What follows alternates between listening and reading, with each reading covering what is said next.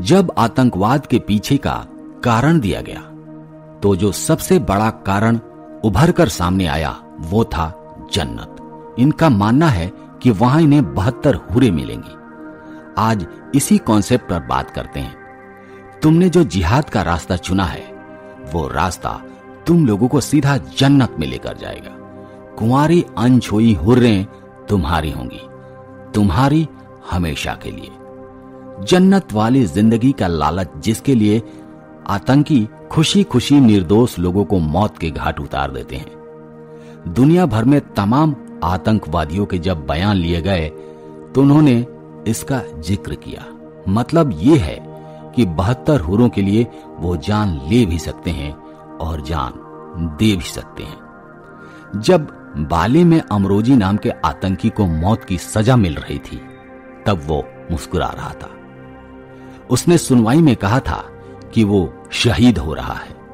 इस आतंकी ने एक नाइट क्लब में बमबारी की थी। आतंकी बनने के पीछे का कारण पैसा कम और मौत के बाद की काल्पनिक दुनिया तक पहुंचना ज्यादा होता है।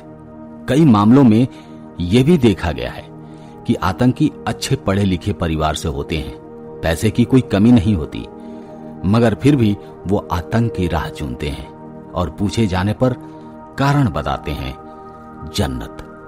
90 के दशक के आखिर में पाकिस्तानी पत्रकार नसरा हसन ने उग्रवादी फिलिस्तीनियों के कैंप में रहने वाले 250 संभावित बॉम्बर्स, उनके परिवारों और उन्हें ट्रेनिंग देने वालों से बात की। इस दौरान सबसे अधिक ध्यान इस बात पर गया कि फिलिस्तीनी कट्टरपंथी समूह हमास के सदस्यों ने बताया कि कैसे संभावित हमलावरों को विश्वास हो गया था कि धमाके के दूसरी तरफ जन्नत है। शहादत की चाह रखने वाले युवाओं को बताया जाता है कि शहीद होने पर जो खून बहेगा उसकी पहली बूंद उनके पाप धो देगी। वो जन्नत जाने के लिए अपने करीबी और प्रिय लोगों में से 70 लोगों का चुनाव कर सकेंगे। वहां उनका स्वागत 72 हूरें करेंगी जो खूबसूरत वर्जिन लड़कियां होंगी। मरने से पहले खुद को बम से उड़ाने वाले तमाम आतंकियों ने लिखित बयान में यह कहा है कि ये दर्द रहित मौत है और जन्नत तक जाने का छोटा रास्ता यानी शॉर्टकट है।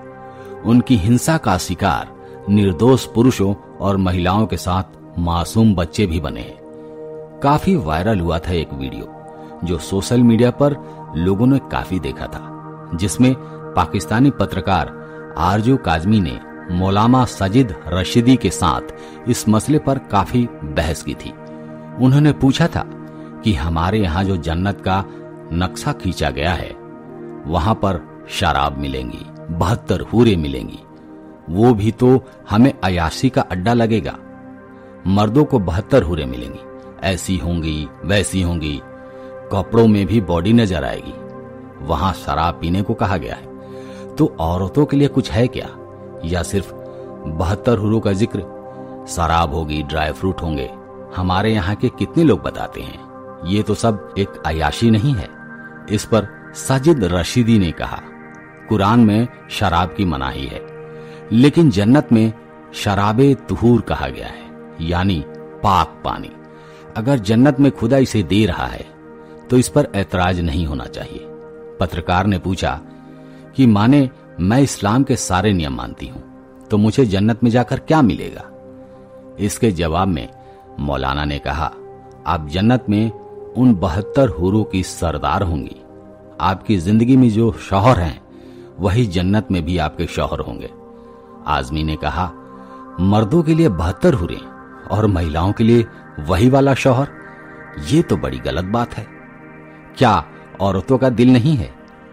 उन्हें भी कोई चॉइस दीजिए।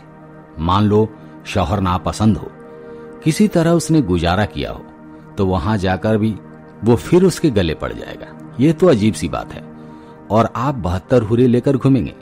हमारे यहाँ मौलवी भी कहानियां बताते हैं, बहुत हसीन होंगी, ऐसी होंगी वैसी होंगी। इस पर मौलाना ने कहा, ये सवाल मुझसे नहीं बनता, ये आप खुदा से पूछिए जिन्होंने जन्नत में मुसलमान के लिए ये चीजें रखी हैं। ये सवाल खुदा से बनता है। 72 हूरों की सच्चाई क्या है? इस कॉन्सेप्ट के बारे में जानने के लिए हमने उत्तर प्रदेश के लखनऊ के रहने वाले इस्लामिक स्कॉलर अल्लामा जमीर नकवी से बातचीत की।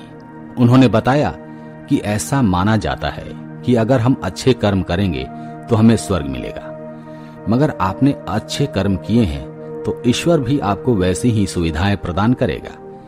इसका मतलब ये नहीं है कि वहां कोई जिस्मानी रिश्ते हों या वहां कोई गंदगी हो, क्योंकि वो स्वर्ग की कल्पना है। ईश्वर कोई गंदगी बर्दाश्त नहीं करेगा। उन्होंने उदाहरण देते हुए कहा कि अगर कोई कहे कि आप हमारे यहाँ खाने पर आइए और 3-4 बार कहा, तो आदमी कहता है कि मैंने तो तुम्हें सैकड़ों बार बुलाया लेकिन तुम नहीं आए। तो तुम सैकड़ों बार बुलाना जो वो हुआ वो कल्पना हुआ। मैंने तो इतनी बार नहीं कहा। ये जोर देने के लिए कहा गया है कि मैंने तो सैकड़ों बार बुलाया था, आप नहीं आए। तो ये एक कल्पना है। 72 बार 70 बार, ऐसे में 72 हुर वाला कॉन्सेप्ट काल्पनिक है। ये कॉन्सेप्ट गलत बताया गया है और ये बहकावे की चीज है। जब उनसे पूछा गया कि अधिकतर आतंकियों ने जन्नत का जिक्र किया है, इस पर आप क्या कहेंगे? उन्होंने कहा, खुदा जमीन के किसी भी भाग पर फसाद पसंद नहीं करता। इसका उल्लंघन का मतलब है शैतान भड़क रहा है। कुरान कहती है कि अगर आपने किसी एक की भी हत्या की तो मतलब है पूरे संसार की हत्या कर दी। अगर आपने किसी एक की जान बचा ली तो पूरे संसार की जान बचा ली।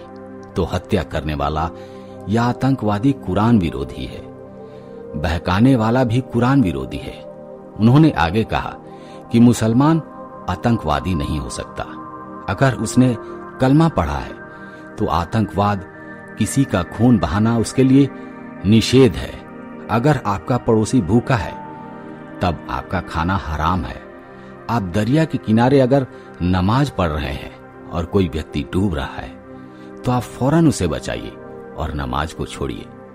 उन्होंने आगे कहा कि जो इस्लाम इतनी सख्त पाबंदी आयत कर रहा है वो आतंकवाद को कैसे पसंद कर सकता है।